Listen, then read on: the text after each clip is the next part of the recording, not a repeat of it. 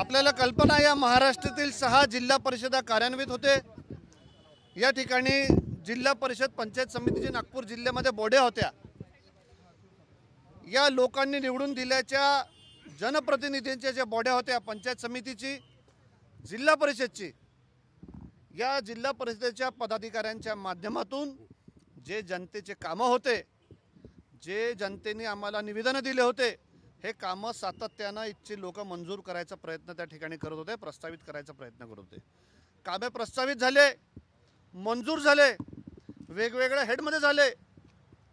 कुठे जनसुविधा नागरी सुविधेचा हेड असेल, कुठे खनिजचा हेड असेल, कुठे आपण पाहाल तर त्या ठिकाणी समाज कल्याणचा हेड असेल। अशा बरेच हेडमध्ये जे कामं प्रस्तावित महाविकास आघाडीच्या विशेष करून पदाधिकाऱ्यांनी सरपंचापासून तर ते अध्यक्षापर्यंत केले होते, ते कामं थांबवायचं काम त्या ठिकाणी या भारतीय जनता पक्षाच्या सरकारने केलंय। आज 2 महिने व्हायला आले हे सरकार अस्तित्वात आलं, पण तरीही आपण पाहाल तरी हे कामं मंजूर करून देऊन राहिले नाही।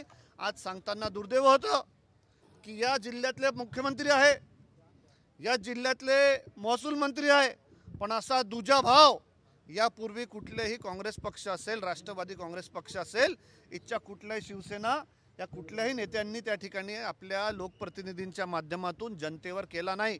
असा अन्याय हे भारतीय जनता पक्ष आल्याबरोबर 2 महिन्यात आपले रंग दाखवून राहिले आहे। आणि हे कामं मंजूर झाल्याच्या नंतर त्याच्यावर स्थगिती जाणीवपूर्वक आणून त्या ठिकाणी आपलं जे खरं रंग आहे हे भारतीय जनता पक्ष त्या ठिकाणी दाखवून राहिलंय। काही दिवसापूर्वीच नागपूर जिल्ह्याच्या पालकमंत्र्यांनी इकडे आढावा सभा घेतली। ती आढावा सभा भारतीय जनता पक्षाची होती। आम्हाला दुसऱ्या लोकांनी काही कामं प्रस्तावित केले त्याच्याबद्दल आक्षेप नाही, त्यांचे पदाधिकारी आहे, ते कुठं गेले असतील, त्यांना लोकांनी निवेदनं दिली असतील, त्यांना लोकांनी आग्रह धरला असेल, ते कामं ते प्रस्तावित करू शकतात। आज ते सत्तेत असतील, 4 कामं त्यांचे जास्ती झाले काही हरकत नाही, पण जे कामं लोकांचे आहे, जे कामं जनतेचे आहे, हे कामं जाणीवपूर्वक तुम्ही थांबवण्याचं काम त्या ठिकाणी भारतीय जनता पक्ष मुख्यमंत्री महोदय आणि पालकमंत्री करून राहिला असा आमचा आरोप आहे। पुढच्या आज सुप्रीम कोर्टात निकाल आहे, पुढच्या काही दिवसात जिल्हा परिषद निवडणूक लागण्याची शक्यता आहे। निवडणुकीच्या पार्श्वभूमीवर हे आंदोलन आहे का? निवडणुकीच्या पार्श्वभूमीवर अजिबात हे आंदोलन नाही आहे। तुम्ही आमच्या कामाचे वर्क ऑर्डर पाहून घ्या, तुम्ही आमच्या प्रस्तावित कामं पाहून घ्या, आणि हे कामं झाल्याच्या नंतर तुम्हाला मी विनंती सुद्धा करतो, आपण गावोगावी त्या ठिकाणी गेलं पाहिजे आणि त्या ठिकाणी याची माहिती घेतली पाहिजे।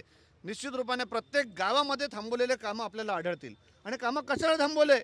अरे मला आपल्याला सांगायचं आहे, सत्ता येते सत्ता जाते।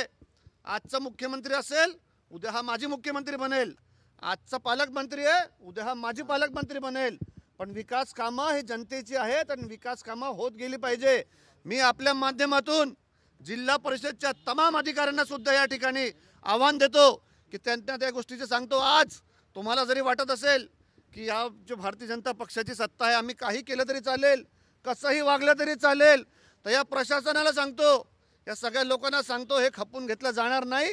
येणाऱ्या दिवसामध्ये हे लोक पण तेवढेच जबाबदार राहतील, आणि जबाबदार राहिल्याच्या नंतर कोण सस्पेंड होईल, कोणाचे काय कारनामे आहे, हे सगळं आम्हा लोकांना हे मुकाट्याने जे काम आम्ही मंजूर केले आहे, जे काम आम्ही प्रस्तावित केलं आहे, हे लवकरात लवकर वर्क ऑर्डर द्यावं आणि आमच्या ग्रामीण भागाच्या जनतेला त्या ठिकाणी सुकर करावं, हेच मला त्या ठिकाणी आपल्याला या जिल्हा परिषदेच्या सगळ्या अधिकाऱ्यांना इशारा द्यायचा आहे।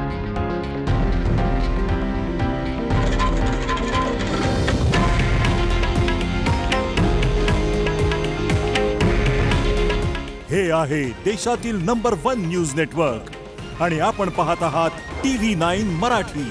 काळजी तुमची, हित महाराष्ट्राचं।